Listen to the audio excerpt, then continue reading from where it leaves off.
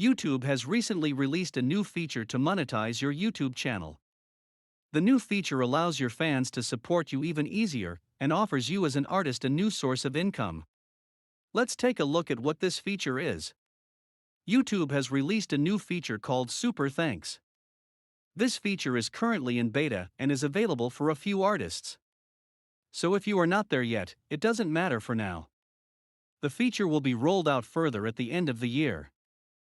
But what is Super Thanks and how can artists and music producers use it for themselves? Super Thanks are comment stickers that your fans can buy to support you as an artist. But your fans also get a benefit from it. The paid comments are explicitly highlighted in the comment section and thus offer the opportunity to draw the artist's attention to themselves directly. Artists and fans can therefore build a better relationship with each other. What do you think about the new feature? Just write us about it in the comments. You can imagine that the new function is extremely valuable for independent artists. But there is one drawback. YouTube gets 30% of the revenue, and you get 70%. In our opinion, this is a bit high since the fan explicitly wants to support the artist.